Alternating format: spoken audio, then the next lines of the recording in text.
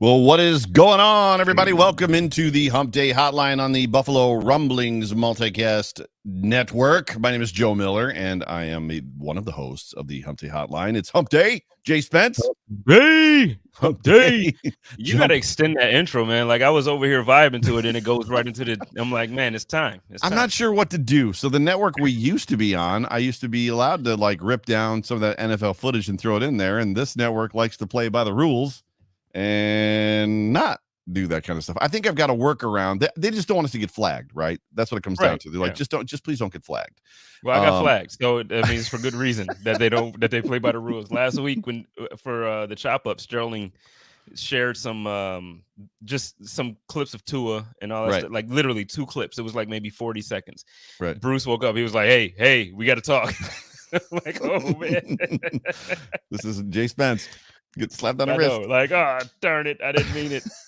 So everybody, you are tuned into the Hump Day Hotline, whether you are watching us live right now or listening to us in podcast form. Welcome. Again, this is the Hump Day Hotline on the Buffalo Rumblings Multicast Network, brought to you by the Market Dominator. And who is the Market Dominator? Well, the Market Dominator is mine and Jay Spence now, our very good friend, because you've officially met John Spazchuk. I have. And actually got to spend twice. I got to spend some quality time with him. Very generous individual. Those that were with us, he basically picked up the tab for everything the 2 nights we were together, which was incredible. But John Spazchuk, like I said, is our very good friend. He is a real estate broker with Keller Williams. And just in case you're wondering, Keller Williams is the largest real estate brokerage in the entire world. John is consistently in the top, I would say 1 or 2 brokers in Erie County. He can also help you no matter where you are in the country, rather. So if you're moving from Buffalo to Arizona and you're looking to buy a house, or if you're moving from Arizona to Buffalo, you want to call John. He opens doors through exceptional client care and education. He not only helps you sell your home for top dollar, but he leads you through the entire transition of selling and buying your home as a life transition specialist. Man, a little tongue-tied. If you're in the market to buy a house or sell a house, please give John a call, 716-570-3298. It's right down there below me, 716-570-3298. That is John. John is Bill's Mafia, and John will answer his phone. You were doing some tongue twisters there, man. How much wood would a woodchuck chuck if a woodchuck could chuck wood? What's up, man? Hey, Jamie. Apparently, here we go. Apparently a lot. Apparently a woodchuck would chuck a ton of wood, right? And hi, Mom. Mom says hi. Hi, Mom. Is Mom and Jamie together? Like, what is going on there? So Mom lives in Tennessee. Jamie lives in Ohio still. So I don't know what's going on with that, but excuse me. Says hi. So hi, Mom. Went down the wrong pipe. So there's not a lot to talk about, is there? Like between last week's game and this week's game, there's like nothing, right? There's really, I mean, it's almost like the off season. It's kind of quiet. Like nobody's fighting, right? Well, I think there's enough to talk about in the sense of the fan base is nervous, even though we won, which is kind of weird. We won convincingly. Like we won. Yo, of the market dominator in the building. But we we won convincingly, 35-0 in Miami. Yep. And but fans are still nervous about Josh Allen and kind of where he is because he doesn't look like the MVP runner-up that we saw last year. Fans are a little nervous about the offensive line. Fans are a little bit there's reason to have concern. So I think we're gonna have a great show, man. I'm looking forward to it. Talk me through your emotions watching that football game, not start to finish. I don't need every detail, but just a high brief summary of where did that game have you, if you can recall, not like it's over, and not only is it over, that defense was lights out and we won 35-0 and this was great. Like, talk to me real quick if you can. Just give me and then I'll give you briefly mine emotions. Well, so for me it was so at first obviously the defense from the early parts of the game was showing up. Like obviously they got to Tua early, and then I think the second hit or the third hit is when he got injured and went out the game. Right. And then they were consistent like that with Jacoby Brissett. So like from the beginning of the game, my excitement level came because all off season and all last season, I know you remember specifically, but I've been looking like, I need to see what this defensive line is going to look like. Yeah. Like we missed Star, we need to stop the run, we need to do this. So for the second week in a row, we were able to contain the run game. They've only given up 16 points on offense through 2 games. They are constantly getting pressure on the quarterback. So for me, it was just like, okay, this is perfect. Like, so for me, it was excitement. But then, the things that I'm seeing on Twitter and the things that I'm seeing elsewhere, I agree. There's reason for concern. I am a little nervous about Josh, not in the sense of, I don't think that he's regressed. I don't think that Mhm. it's like, oh, he's bad again and we're gonna get sugar high Josh, or I don't think that. But the thing that I'm concerned about when it comes to Josh is that I think um the interviews is kind of what concerned me. Like, and I know you asked me about the game specifically, Yeah. but Yeah. after the game, it was almost like some finger pointing that I just wasn't, and maybe I'm looking at this wrong. But for a secondary, he's like, well, they installed some plays that we weren't comfortable with last minute Sunday. that That was we kind Sunday. of gotta, so he's Yeah. like, he's saying like, look, I'm trying. It ain't my fault in a way. It was one of those vibes that I got. Yeah, a And little bit. then Dayball comes out and he's like, no, the offense knows everything that we put in there for the game. And, it wasn't anything that he didn't know. Well, there's And also the so, contradiction of that we talked about at O'Neill's, which was if I don't like the play, we don't run it, and then it turned into absolutely. some people have no say. I have some say, but even still, I don't have much say. And it's like, wait, Like, that's different than 3 weeks ago or right, 2 weeks ago. right, So, it's like, so yeah. So when you look at that, that's where my concern is. It's not in the fact that he is overthrowing guys because, he did it first week and now he's done it again. I'm not worried about that. He's going to correct that. Like, yeah, yeah, you could tell. If to me, it feels like it's the early part of the season. Now we're the hunted instead of the hunters. sure, So there's a different pressure that he comes out to, for the game. So that's the only thing. But dude, I'm excited. I'm yeah, super excited about the team, and I'm a big Zach Moss guy. yeah, Um, First of all, prayers to him and his family regarding his loss of his grandmother. and Um, his aunt, I'm sorry. yep. So but prayers out to his family, and definitely keeping him in my prayers. But he came out and yeah, he dropped the ball, he put it on the ground, but then he turned around and gave us 2 touchdowns, and he was a big part of the reason why we won. I mean, even without those 2 touchdowns, we would have still won 21 nothing. But Both those touchdowns were effort touchdowns, big they, time they were effort touchdowns. 100%. Yep. And I want to get back, remind me, because I want to get back to his quote from the post game press conference. But for me, so for everybody, first of all, you're watching the Hump Day Hotline. Hump that like button, as we like to say here. Jump on the like button. If you've not yet subscribed, please subscribe to the YouTube channel. Hit the bell so you get notifications. We're pumping out all kinds of fantastic, great content between this show, my overreaction show, the Code of Conduct show, our pregame shows, the Chop Up, Time to Shine, Bruce Nolan and Nate Geary show. There's just a lot going on. The Off Tackle with John Fina show. Like we're bringing you solid content. So please join us, tell a friend, all that good stuff. Yeah. So we're talking about Josh Allen and the narrative right now that's out there between Facebook. It is on Facebook as well as Twitter that Josh Allen is somehow, quote unquote, regressing or has regressed. The game for me was weird. 14-0. And I didn't get to catch it live. I was driving. I've got Sunday Ticket. I've got Game Pass. I'm a season ticket holder, all these things. And I could not get the game on my phone. And I was about to literally reach through the phone and kill somebody. I literally had to pay for Red Zone on my phone, which I just told you I'm a Game Pass member because I'm a season ticket holder and I have DirecTV, and I still paid $34 on my phone. And it turned on just as Josh Allen threw that touchdown to Stephon Diggs. So that was the first thing I saw from the game. I couldn't even hear it because I was in Columbus, Ohio. Then I got to the hotel room, was able to use my DirecTV to pull it up on my laptop, watched a little bit. Through the first half, that game was 14-0 and literally felt to me like it was a defensive battle. And I'm like, what is going on in this football game? Like, this is really, really weird. And Josh Allen wasn't sharp. We'll use the word sharp. He just wasn't. Go ahead. Well, no, because you're right first about the defensive effort. Like because they almost scored or in the second quarter there. Yeah. So really, it could have been instead of it being 14-0, it very easily could have been at the very least 14-3 if they decided to kick a field goal instead of go for it. Right. So yeah, no, the game at the half to me felt closer than it was, just because it just really felt like, because like you said, Josh was struggling too. Yeah. So it just didn't feel like the typical, oh, Josh is the daddy down here type of day. So I've got last year's experience of Josh Allen, who he looks nothing like in the first game and the second game. So far, he's got a couple throws in there that look like old Josh Allen. However, and stay with me, everybody. I'm not going to be negative, so don't get the wrong idea. I'm just giving you my feelings. I've got the PTSD of the 2020 defense that couldn't, in the first 8 games, hold water in a bag, right? I mean, they couldn't hold anybody, and it happened again last week. So I'm at the point before the kickoff of the second half. I'm like, the Bills went into halftime last week 10-0 and lost. They're going into halftime this week 14-0 and can't get anything going offensively, are they going to do it? Like, are they going to do it again? Like, is it going to happen again? Luckily, the Bills came out on offense, found rhythm, marched right down the field, and everything was great. 35-0 later.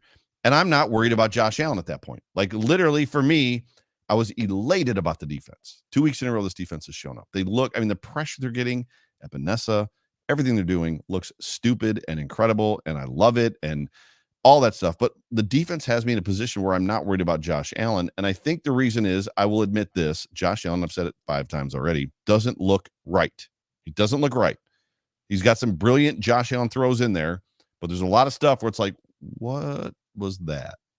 Right? Mhm. Like what has been decided as his worst throw of the day, the pass to the left side heading to the right. I don't remember exactly who he was throwing to, and it just missed him completely. Like landed out of bounds.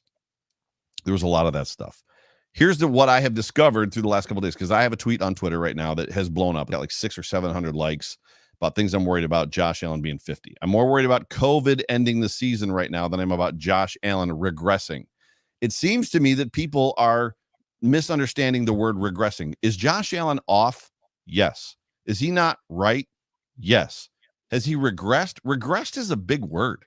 Regressed is a final word. Like, regressed means I'm no longer the guy I used to be and won't be again. Regressed is a huge, heavy word. And it seems like the people that are most upset about it are the people that are hurt that Josh Allen was potentially an MVP candidate. Yeah. Well, I don't think this is what an MVP candidate should be looking like, or an MVP quarterback should be. That's what a lot of them were. I don't think this is what an MVP quarterback should look like. Well, first of all, Josh Allen's not an MVP quarterback. He's never won the MVP.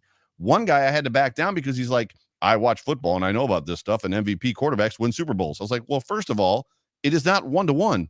You win the MVP and you win the Super Bowl. Like, not even close to 1-to-1, like at all. So it seems like more people are upset that he's not looking like an MVP quarterback. Therefore, he has, quote unquote, regressed. Don Keith says, but what got into his head between the last preseason and his first game? We don't know. Something in his mechanics is off. This is where I'm leading all of you, and I want your input after this, Jay Spence. What do we know about Josh Allen? Josh Allen is the guy that is running to his left and is throwing inaccurate passes and throwing errant passes, and it's obvious and a problem. Works on it for a week. The next week he comes out, runs to his left, gets his hips right, and then starts drilling people in the chest with the football. He's the guy that can fix his mechanics whenever he wants, which is why I'm not worried about Josh Allen. If Josh Allen looked like this right now and the defense looked like 2020 Bills defense, I'd be scared crapless. I would be really concerned. But that defense playing the way that it is going to give Josh Allen the opportunity to work out the bugs and iron this crap out. Yeah. I mean, yeah, the thing for me though, and I guess I just see it differently, and maybe I'm just way more positive in my views on who Josh is and where he is in his career. I feel like we literally played a top 5, maybe top 3 defense in week 1 with the Pittsburgh Steelers. And I think that I don't know exactly where I'm going to say Miami's defense is going to fall, because our offense, statistically, score-wise, we put a hurting on them. So it's going to hurt where their rankings are. Yeah. But if you watch the game, though, it was, like you said, it was a defensive game. It wasn't like Josh went out there and threw for 400 yards. He had 179 yards passing. Right. So their defense also is a very good defense. And, with that being said, I think that we have to pump the brakes and we have to give credit when it's due. I know we don't like Miami. I know for whatever reasons, some of us don't like Pittsburgh fans and whatnot. But look, they're 2 very good defenses. And both teams, regardless if you like the guys or not, both teams are very well coached. Oh, yeah. So I just tend to give the credit to the Pittsburgh Steelers defense in week 1. And even, again, we won 35-0, but I still give the defense from the Miami Dolphins some credit, because they did things that obviously made Josh uncomfortable. Yeah. Obviously. For and sure. That's not going to happen every week. You're not going to have Xavier Howard on the field Byron one of your best, Byron Jones, and the week 1 you're not going to have TJ Watt and Melvin Ingram. So it's going to be different. Now, this Sunday coming up, we are facing another tough, yeah. I Yeah. like this comment. I've seen it a lot from Jessica Tennis. Jessica, thank you for being a part of the show and contributing. And by the way, everybody, we are Super Chat Live. So if you want to get our attention, the best thing you can do is Super Chat us over on YouTube. So if you're watching on Facebook, Twitter, whatever, jump over to YouTube. In my opinion, he's thinking, and yeah, shout out to Jessica. In my opinion, he's thinking instead of playing. I disagree. The problem is the only player on the football field out of all 22 that has to think is the quarterback. The quarterback is not a read and react, or instinctive player 90% of the time. Most of the time, he is literally comes up to the line, right? I mean, he's the guy that has to dissect the defense, has to figure out who's going to be open, pre-read, pre-snap, change the play if necessary. And then he's the guy that's 1, 2, 3, 4 going through his progressions. He is required to think. It's a little more, and this has been talked about a lot too, golfy. And I know you play golf. It's a little more golfy for me. He's got some mechanic issues. And I did go back and watch some of his footwork, where his hands were, some other stuff like that. He is definitely, his mechanics, his framework is not the same as it was. And I think he even inferred it, alluded to it, maybe even said it today in his press conference, that in practice, I'm fine. My accuracy is there. And that's what happens. We're all aces on the driving range. All of us go to the driving range and we're like putting it within 5 yards of the pin every single time. Like doink, doink, doink, whatever pin it is, 120 yards, 140 yards, 180 yards. I'm just dropping them all over the pins. As soon as I get on the golf course, slice, pull, like it's I top the ball and it like turtle dips it or something. Like it's just a difference. And for some reason right now, to say that it's in his head, I agree. However, I don't think it's a thinking issue. I think there's just, it could be a confidence issue. I'm willing to go there. What do you think? I'm still just disagreeing. And, I think, again, we got to give credit where it's due. I've seen Josh, obviously, he's missed some throws. First of all, shout out to my guy, Brian. He's always in here. Shout out to Brian, man. But he says, we faced tough defenses last year, and Josh lit him up. He's plain and simply missing throws that he made all last year. I mean, you can say it that way, and I agree. He's missing some throws that we're now accustomed to him making. But the thing is, just because we faced top 10 defenses last year does not mean that it's going to roll over and be the exact same this year. There's film out on what the team tried to do last year. So defenses are playing Josh differently. It's not just that we played top 10 defenses. Now we're playing top 10 defenses that know how Josh Allen typically likes to run these plays. Yes. We're playing defenses that knows how Brian Daboll likes to run whatever. And, so there's very specific, it's just a difference this year. He's not facing defenses that are kind of, Josh is just tight, trying to be perfect. I agree there. I think you played sports. I played sports. Yeah. When you're tight, it's a problem. Yeah. And and that's the overthinking part. It's like, oh man, I messed up. So now you put more pressure. So I just think it comes down to the pressure of being the hunted. Like I said earlier, we were the hunters and we had that underdog mentality. Now AFC Conference Championship game, and now during the offseason, everybody's picking the Bills to win the Super Bowl. They're picking Josh to win MVP. They're saying that Coach McDermott is going to be Coach of the Year. Like, this never happens for us. Right. And so at this point, I just think now there's a certain type of pressure that Josh and the rest of the team isn't used to, but it's really showing on Josh because it's all falling on his shoulders. He's the face of the franchise, regardless of how handsome Stephon Diggs is, regardless of how, how charismatic Trey White is. Josh is the face of the franchise. So the pressure falls on him. This is perfect. Read it. How do you say the name? Payton Payton plays. Payton plays. My therapist he went from the guy no one wanted to the guy in basically 9 months. He's developing new mental skills to manage expectations. He said it better than I was trying to explain. Exactly what you were just saying. Yeah, no, it's the perfect comment, man. And I didn't even see that. So thank you for the super chat. But yeah, no, 100%. You got to understand, like, this is a different year, and everybody just had the expectation that, hey, okay, we're going to pick up where we left off last year and just do it. Okay, well, luckily we're 1-1 instead of 0-2. But no, it's just not as simple as picking it up and putting it right back down. Yeah, it looks like it because we saw Tom Brady do it for 17, 18 years out here. And we saw now we're seeing Patrick Mahomes do it for what, 5, 6 years now. It's not that easy. It's not that easy. And Josh is figuring it out. Once he figures it out, look, we got this guy for the next 8 years at least.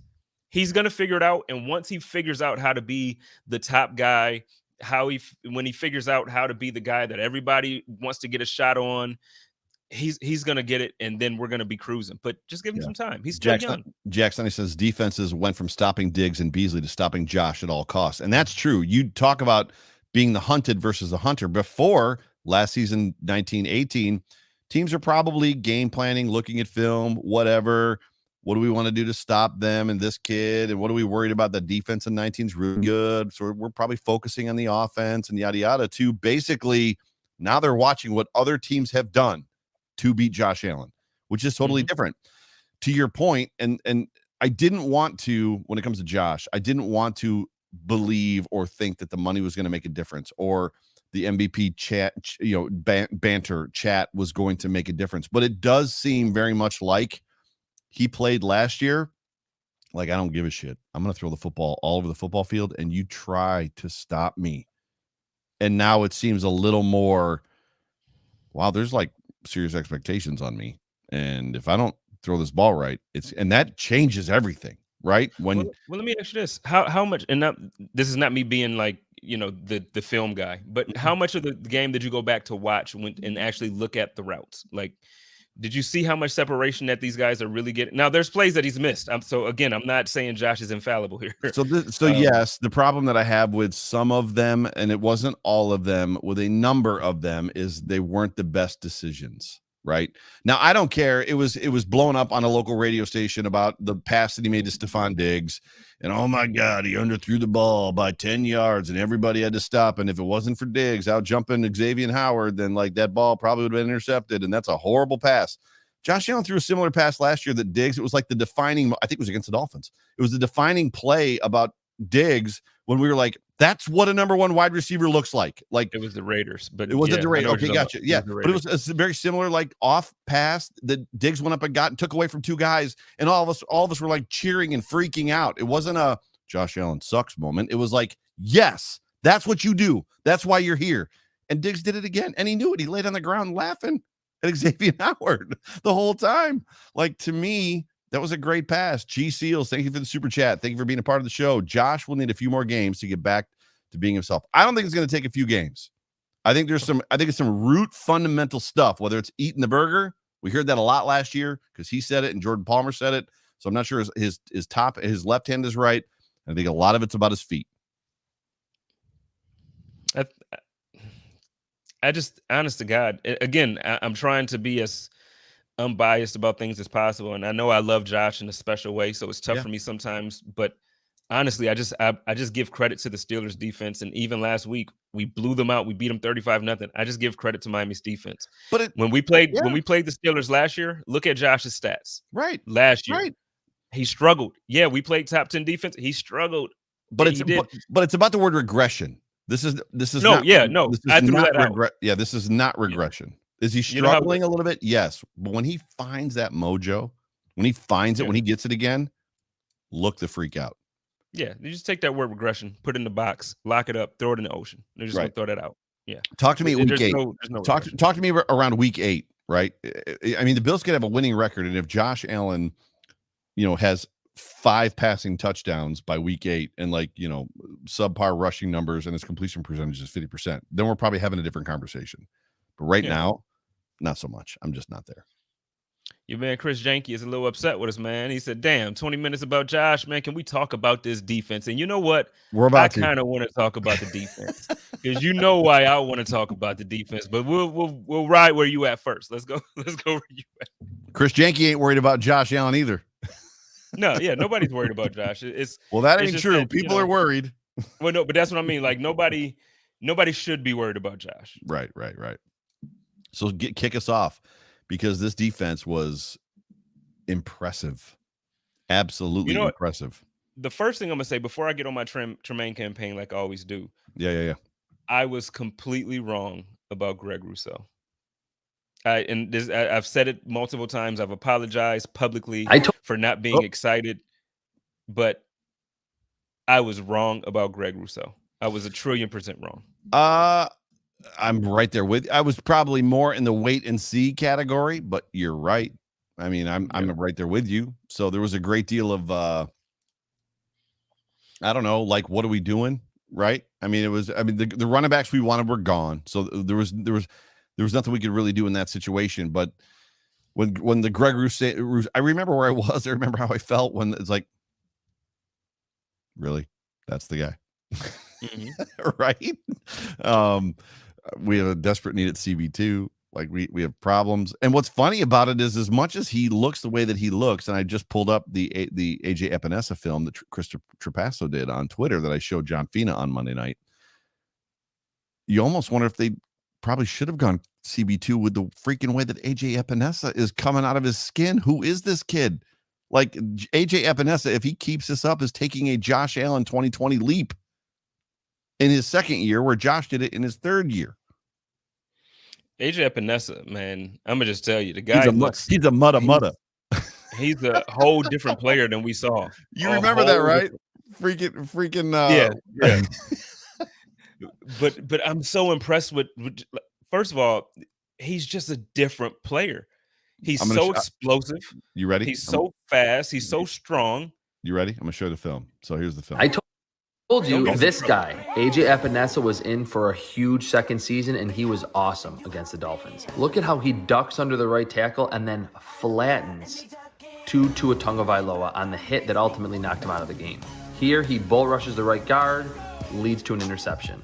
Nice. After that, the Bills moved him to the other side of the line, and he dominated former first-round pick Austin Jackson. 2 bull rushes in a row into Jacoby Brissett's lap, and right when Epinesa made it seem like he was purely a power player, crossover to the inside for another pressure, and a cleanup sack for Justin Zimmer. For a little more refinement, swipe move for his 8th pressure of the game. Crazy, dude. Who is this kid? He's insane. But first, you're gonna have to edit this. You know that, right? No, that was a screenshot. No, but it was playing Chris Brown in the background, man. We got to do better, man. It didn't get flagged. It didn't get flagged from Monday night. It didn't get flagged. If I get 2 flags in 1 week, man, their rumblings is gonna fire me. You can't do this to me, Joe. It didn't get flagged. It didn't get flagged Monday, so we good. We good, fam. We good. You can't do this to me. Okay, but no, we good. Epinesa, man, he looks different. He looks so different, and it's like, again, I'm apologizing publicly because he was one of the guys to me that was on the chop block. I was like, look, if we're getting AJ Epinesa that we've been getting, man, we can move on from this dude. A roster spot is not, this is something valuable. Cut this dude. Yeah, for sure. And it's affecting everybody. It's affecting Levi Wallace. Like, I loved what I saw. You and I have both been critical of Levi Wallace, pretty much almost all, except for John Fina. Content creators inside of Bills Mafia have been critical of Levi Wallace, not disparaging, but critical. I've talked a lot about the fact that he doesn't attack the pass. He doesn't attack the receiver. He waits for the receiver to catch the ball, then tackles him. It's been widely argued that that's probably what the Bills are asking him to do. They're asking him to catch, or tackle the receiver so that he doesn't get down the field, whatever, which he's done. So he's probably just doing his job. That defensive line was getting the pressure. The pressure that they were putting on Jacoby Brissett and Tua was allowing Levi Wallace to play, before he got hurt, like a guy we've never seen play before. Right? Yeah. Dude, I'm still, like I said, I'm actually speechless about this defensive line, though, just in general. So AJ included, just across the board. And Oliver is losing his mind. Dude, everybody, they're so and then the announcer actually said on the broadcast Sunday, he's like, well, they're coming out hot like this now. I want to see how they do it after, because it's humid down here in Miami, and we'll see how it is in the third quarter. Dude, it was nonstop. The entire game, it was nonstop. And I'm gonna tell you what, it was like that week 1. It was like that week 1. Yeah, this is our defensive line, and I know Bruce he got back at me on Twitter when I asked, like, is this cold front 2.0? Right. And he's like, well, cold front did some historically great things, so let's not, let's pump the brakes there. But in reality, dude, like, we're trending toward, if this is the performance we're going to get from this defense, that's the type of season we're going to have. Yes, 1,000%. Chris Jenke with the super chat. You guys are super chatting it up tonight, and Spence and I love it. Chris Jenke, thank you for being a part of the show. As always, Joe, remember you said if this defense can return to its 2019 form, this defense is looking way better than the 2019 defense. The NFL should be scared. I also said if the Buffalo Bills can find the 2019 defense, and if they can be better, even better, and the 2020 offense returns, and we have top 5 offense and top 5 defense. You and I did the research, I think, right? Yeah. Super Bowl. It's over. Super It's Bowl. over. Yeah. Chip. I mean, we're bringing the chip home. That's it. Book a flight to Buffalo in February. There's going to be a parade. Yeah. And there's nothing that you would be able that any team will be able to do about it. If you have a team that can hold, for instance, I've been literally debating with people because they're like, well, I still need to see more from this defense. Bro, they're averaging 8 points a game giving up. Like that's what they're averaging. And it's two games, so it's a very small sample size. But when you have a team where you have a stud in Najee Harris at running back, I know we don't particularly care for Juju Smith-Schuster, but he's a very talented receiver. They have some other receivers that are very talented, and Big Ben isn't a slouch. There's a reason why, they're better when Ben is in the game. Our defense held their own and really, like, they made them look pedestrian. Why don't you go back one more game to the Packers game? They shut the Packers out in the last preseason game. Well, A-Rod wasn't in, and but when you look at the structure of that football game, the Packers did whatever they wanted between the 20s, and when they got inside the 20s or inside the red zone, the Bills defense shut them down. But here's the thing to that. I feel like this defense, since the season started last year, we all complained about it, especially as content creators.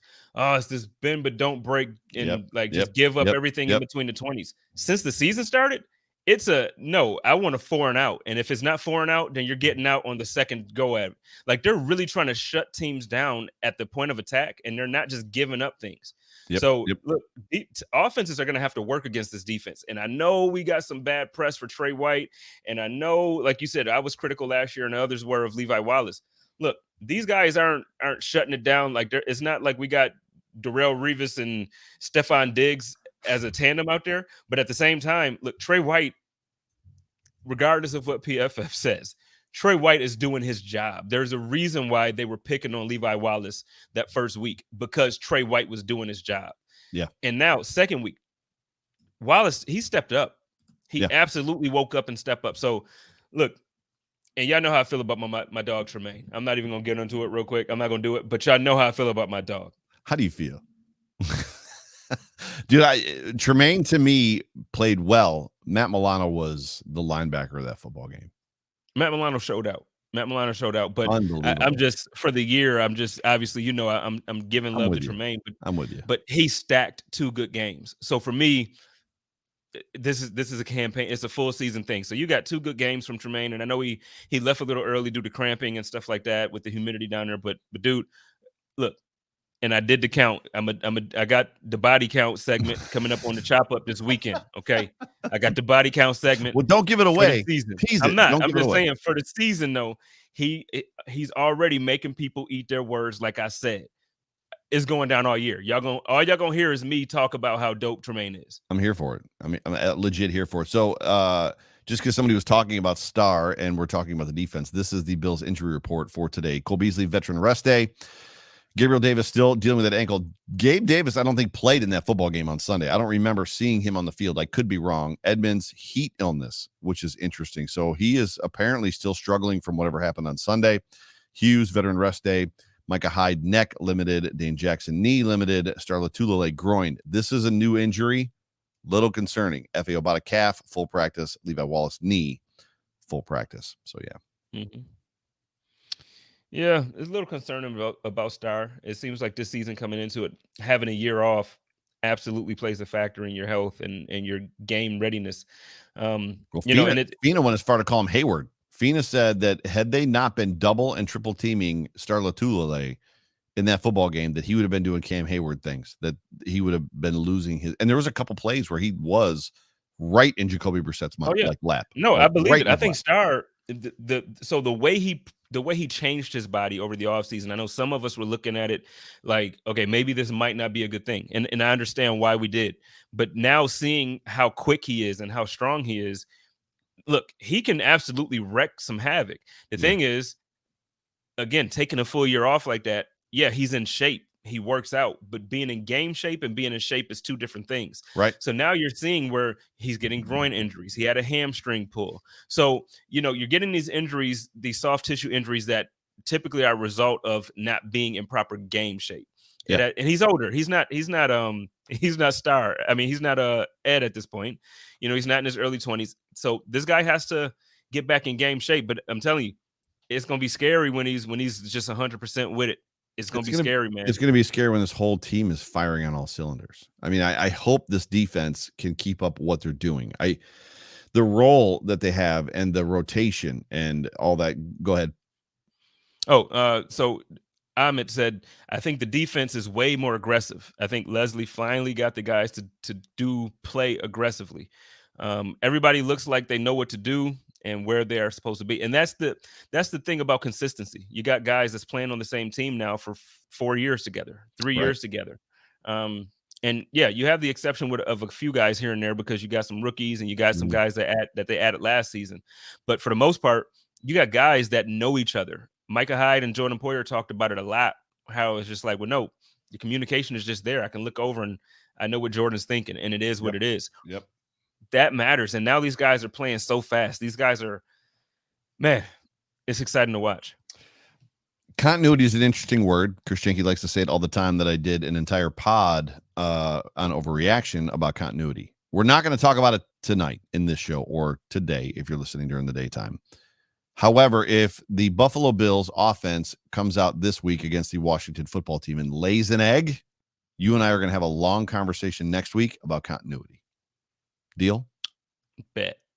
Got it. Perfect. And you know, I do deals or bets when I know I'm gonna win. Just throwing that out there. Just throwing that one out there. Because there is no reason for whatever is looming over or holding down or holding back the Bills' offense. There's no reason. When you look at who is in that room, the coaching staff, the offense, the quarterback, everything. It's you're beginning to look at outside factors. There's got to be outside factors that are causing that offense to not be able to find what it was in 2020. We'll just tease it like that. So hopefully Josh Allen will come out laser focused like he was on the bench when it was 35-0 and somebody looked like they kicked his dog, or he looked like somebody kicked his dog, and he comes out and just destroys this Washington football team. I love that though. Right. A lot of people don't. And the reality, it's how do I want to say it? It goes back to kind of what you said in the presser about his presser. And we're back on Josh Allen. I'm sorry, everybody. He's the face of the franchise. It is what it is. You want him to always be up. However, you also want him to be the most critical person, because if the guys find, in my opinion, that he's most critical about himself, when he criticizes them, they're going to receive it, versus those quarterbacks that never own their mistakes and then bark and yell at other people. Does that make sense? Like, if the guys know the hardest person he's on is himself, when he goes to correct somebody else, whether it's during the week or on the sideline or whatever, they're going to take that much better, because it won't be you're talking to me? Have you seen what you've been doing out on the field? Because for him, he has been seeing what he's been doing out on the field, right? Yeah. And he's been owning it. So, yeah, I'm with you. I just I love it personally, seeing him, we're winning 35-0. The time is running out on the clock, and he's sitting there, like you said, like somebody stole his puppy.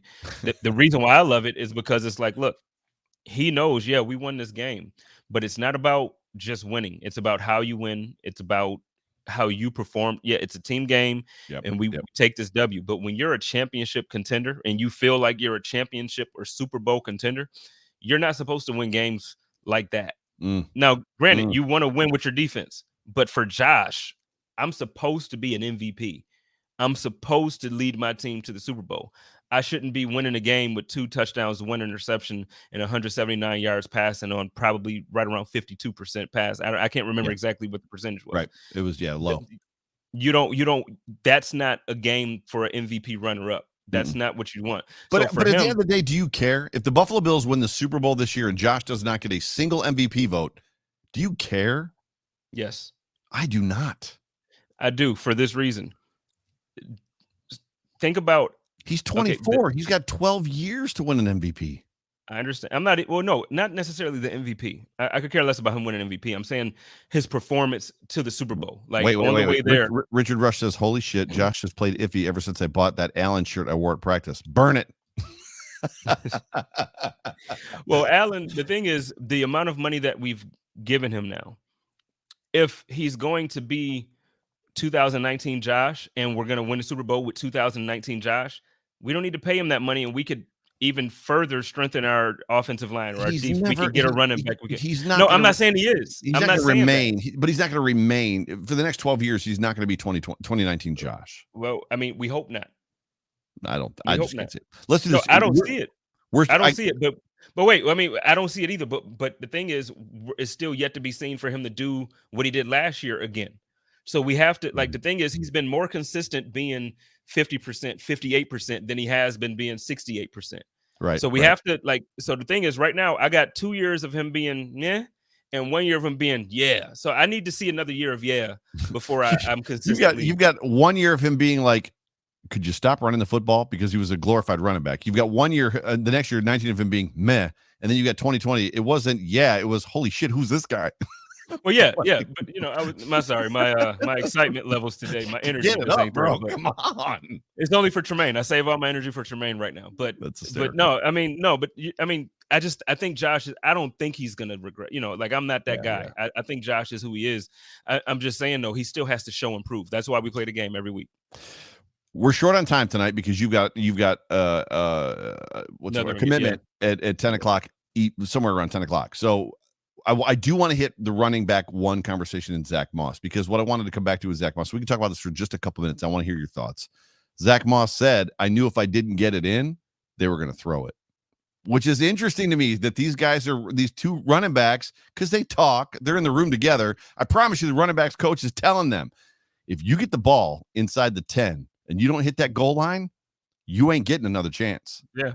Because either Josh is going to run it or Josh is going to throw it. Yeah, this ain't no 3 times you're down there on the 4-yard line, 1st and 3, and you get 3 handoffs. No. That's not the offense. You get your shot, and if you don't get it in there, all right, just go ahead and watch Josh celebrate, man, because that's what's about to happen. That's right. Josh will be doing that. But I love it. It gives those guys a different level of motivation, and you saw the effort that he had down there. Both touchdowns. He fought for those yards. Oh my gosh, yes. And look, those guys, they know, look, I gotta eat when I can eat, because if not, Josh gonna keep getting fat and Diggs is gonna get fat, and I'm gonna be sitting here wanting the ball. So running back 1, running back 2. I don't, you're not gonna like my answer. I'm in the Devin Singletary camp. Well, I don't dislike that. I think from what I've seen so far in the season, Devin Singletary is what we would consider RB1. Yeah. The thing is, from what we've seen so far, I don't think we have an RB1, and I know Bills fans won't like that because we're supposed to just love and I do love my guys. I love both of them, but it's still just a thing to me. Like, Devin ripped off that, what was it, a 45 or 46-yard touchdown? 46-yard touchdown. And by the way, Emmanuel Sanders had an amazing block. I don't know if you caught that. He did. He went to block a guy, and that guy was already blocked. So he went and found somebody else, and by blocking that dude, it sprung Singletary to the end zone. And that's work. That's put in work right there. Yeah. Yeah. So, but when you look at that and you take that one big chunk play out and then look at the rest of his day wasn't uber impressive. It wasn't one of those things where you're like, oh my God, holy smokes, he had a great day. That one run absolutely helped out his stats. Aside from that, it same thing like I said last year. It just seems like when you're looking at and I know there wasn't a critical moment during the game technically in the second half because we're up by 28 points, but it just seems like when they're trying to run the clock down or when they're trying to do something important, it's Zach Moss with the ball. That's just what it seems like to me. Yeah. And he had a fumble. Yeah, but it still seemed like at the end of the game it was Zach. So my dad texted me when he fumbled and said, "That's it, Moss is done." And I was like, ugh. And it hurt my heart because I love Zach Moss, and I was just like, man, because I was on the fence. I was like, you might be right, but I believe he redeemed himself because both of those runs were effort runs, big time. Like, dare I say, that is the first time since he's been a Buffalo Bill that we've seen him make guys make business decisions because the one dude hurt himself. Yeah. I want to ask this because in the comments they're saying Fina was saying getting 3 to 4 yards on the run is a win. How do you feel about that? Yes, we talked about that because I asked him the question about the Bills, and they did it a lot in this football game about just smashing the ball into the line of scrimmage straight forward. So it's a question I've always wondered why, because the Bills have done it forever. Why do we just smash the ball into the line, like right into the back of the center? Like, that's the game plan? Are we trying to soften up the defense? Is there something to this? Are we setting up something later? And Fina said, well, first of all, what's the quickest way to get 3 yards? And I was like, a straight line. He goes, that's why. He said, now the fact that they're not executing the play is different. He said, however, when you run a run play, he asked me, what are you expecting? I said, if I'm running a run play or I call a run play, I'm expecting 3 yards. He goes, exactly. He goes, if you can get 3 yards from a run, 3 to 4 yards, that's a win. So that's what his point is. I think Fina was saying getting 3 to 4 yards in a run is a win. That's what Fina was saying. Yeah. And Fina is a genius, so I'm not going to disagree with that. I just have, I guess for me, I just have more expectations out of what, and it is what partly in the world in fact. Is going, I got to. Oh, I blocked it already. Oh, yeah, I blocked already. You demand. But it's partly in reason because I think as a Bills fan, we haven't been spoiled with great quarterback play, or we haven't been spoiled with a lot of different things throughout the years. But one thing we have been spoiled with has been fantastic running back play, and we got the offense now. Like, well, hopefully, we got Josh and we got Diggs. But man, could you imagine if this offense was like 4 years early and we had Shady with this team? Like when Shady was Shady. I mean, just can you just think of that, or even, and I get, now I'm going back, but even he didn't the influence that he has on Josh Allen in this moment, if it's prime Shady, is totally different. Because Shady is saying, first of all, I'm the guy that can take this game over if you're struggling. So Josh, you got me. And oh, by the way, I'm just as good at running routes and after the catch as Stephon Diggs. So you're going to throw me the screen. And that was the part we haven't talked about that football game. And we need to move on to the Washington game. They ran the screen. Finally, we got to see them run the screen, and it was effective. It worked as far as the screen plays that they ran. So, but yes, to your point, like to get that guy, and we might be in a situation this year where they go to Bruce's and everybody else's dismay. They go running back round 1 or 2 and spend a lot of draft resources or capital there. And then last thing on that point, I also like I said, I'm not going to disagree with John Fina because he's played in the league. He knows what he's talking about. When I think of an RB1, to me, averaging 3 yards a carry is just not an RB1. No, so when I made the statement earlier that I don't think we have an RB1 on this team, that's what I'm talking about. But it's a win if you're getting 3 to 4 yards a pop and you're moving the ball and you're moving chains, and But I want somebody that Yeah, for context, he wasn't saying that. It was more about the expectation. If you're running straight up the middle, like not fullback dive, running back dive plays, which the Bills ran a bunch on Sunday. They ran running back dive plays. What do you expect? It's the fastest way to get yards is in a straight line. And if you get 3 to 4, it's a win. But yes, to your point, I mean, obviously that's why they run, pulling guard plays and pulling center plays, and they run all that other stuff. It's off tackle plays and sweeps and stretch plays and yada yada yada to get more stuff. But it is what it is. So this week, Washington football game, and we're running out of time, so I'm talking even faster than normal, which is not good because I'm from New York and I talk really fast. Yeah. What are you more worried about? Obviously, I'm going to tell you, or I'm going to guess, it's the defensive line: Chase Young, Montez Sweat. However, you baited me with a text this morning about just Heineke. So where are you at in this conversation between those two with the Washington football? I think for me, the defense is going to probably show Heineke some things he hasn't seen in his life. And then the Washington defense is concerning. I would agree with that. I agree first about Heineke and the defense. Like, yeah, our team is going to show him some stuff that, like, okay, welcome to the league for real, man. Like you were the COVID emergency quarterback, then you was the backup, and now you got it. Welcome to the league. Like, we're going to show you what it's really like being the starting quarterback for an NFL franchise. However, I was in the camp, and I know you remember from when we did our season predictions early on, I think in May or whatever. I said this game was not going to be as easy as people thought. And I was also in the camp that I thought Fitz probably shouldn't have won a starting job.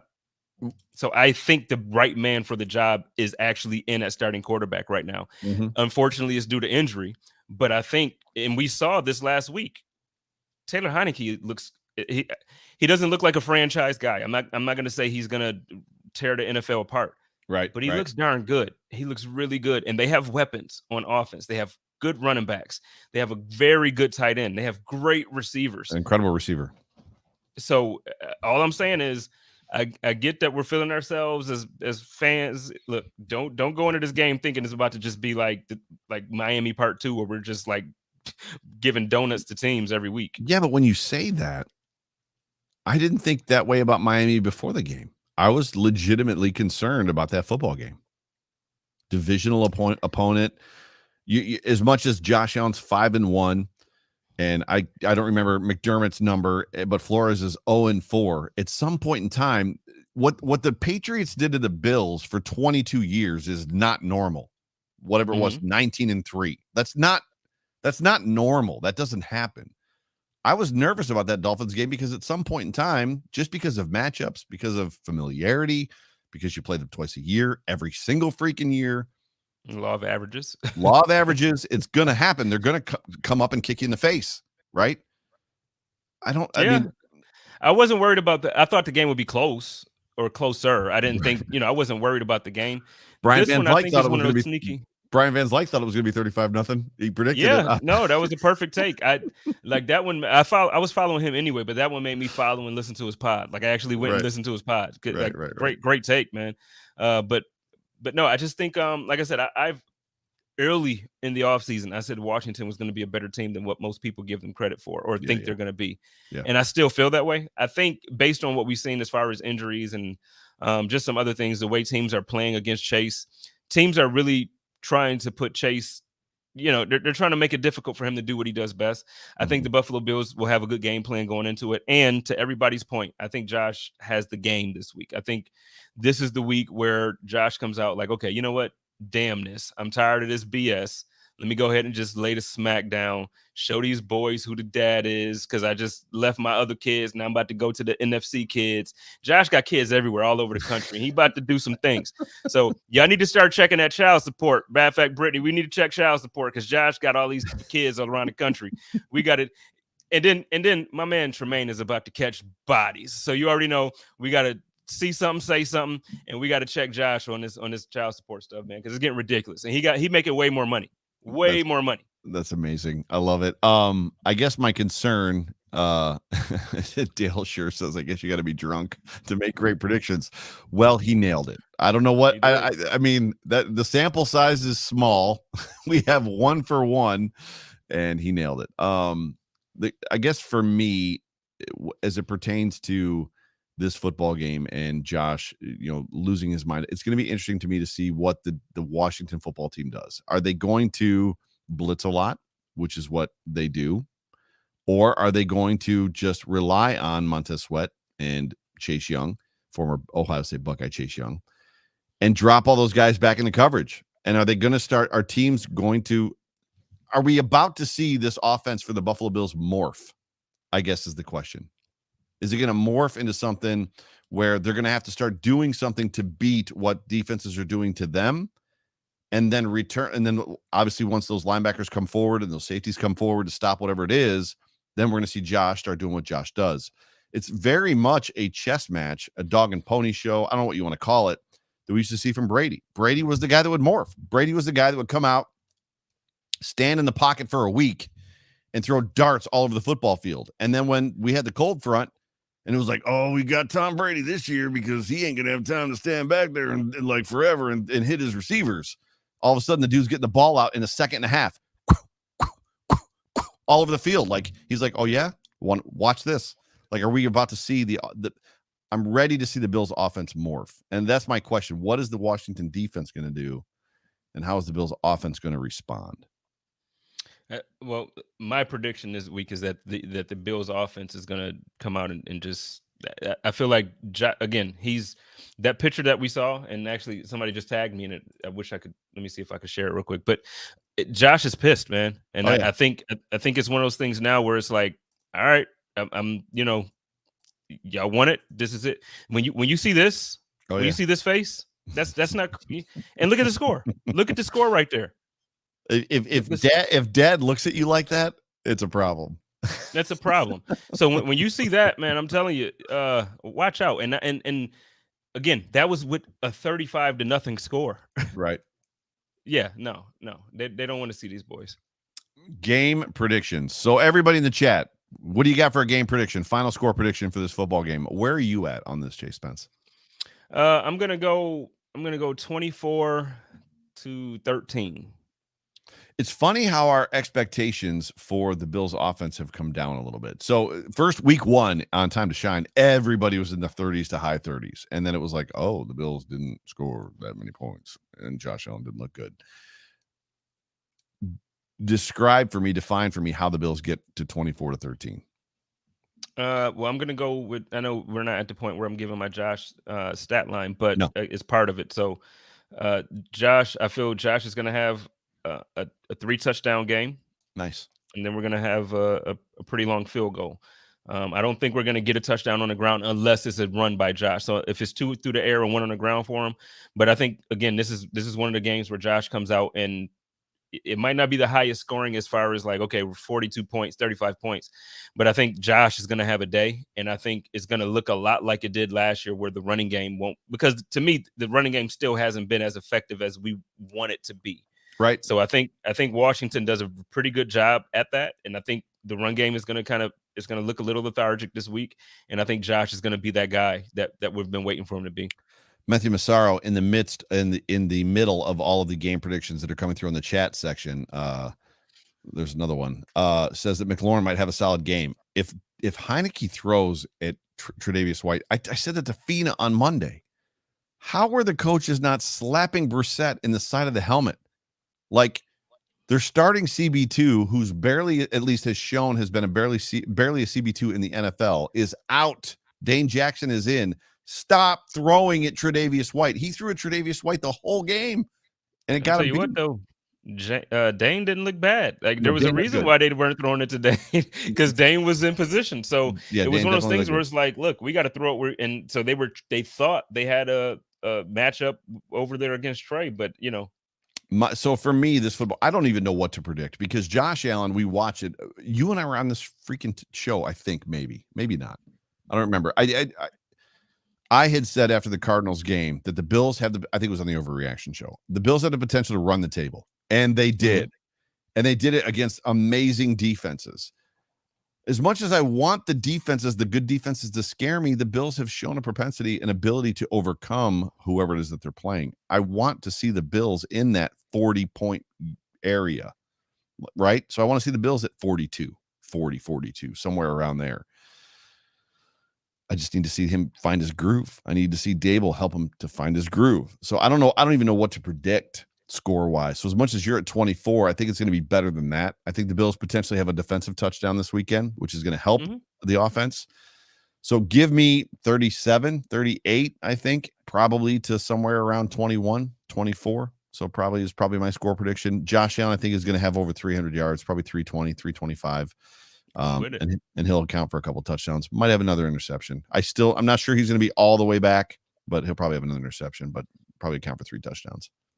Can I just, before we get out of here, because I know, like I said, but Matthew says, and special teams will determine the game. Can I just ask for everybody who wanted my man Taiwan Jones to get cut? Can I just ask for everybody to sign? And I'm not even talking about the fumble recovery. But can we, if you actually look at what Taiwan Jones has done, can we please get an apology form made up for this guy? Because Taiwan Jones, the same way I was last year with Andre Roberts, you don't freaking cut the best or second best gunner in the league. And I don't know what's happening to where now fans don't value special teams. Right. I don't know where this started, when it started, and how it started. But damn it, you value the best or second best gunner in the league. I don't understand what's happening.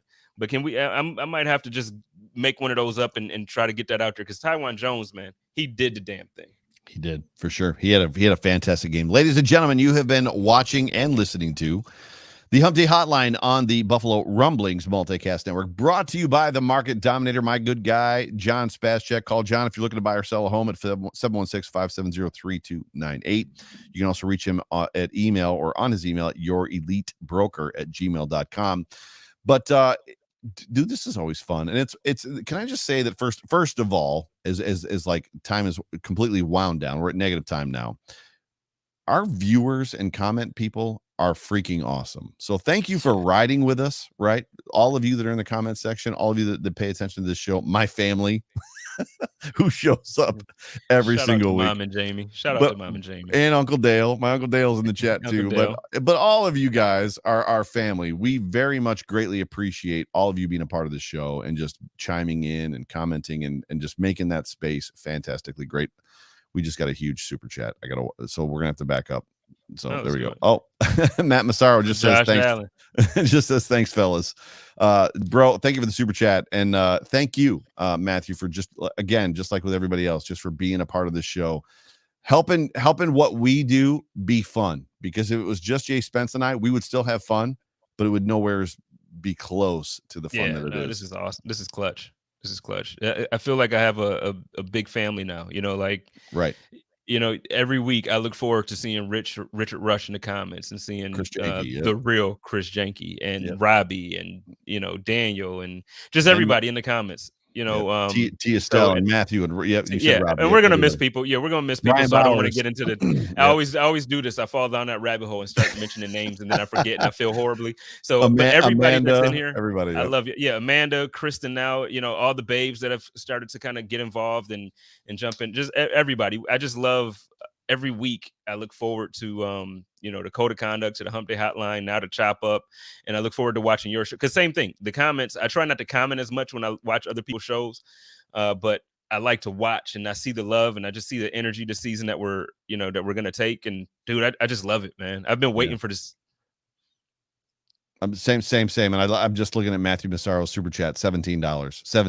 So that's what I said for Josh, which is the right number. Yeah, no, I know you said that. So when you said that, I looked at it, I was like, oh yeah, that was Josh. So yeah, it's just the right number.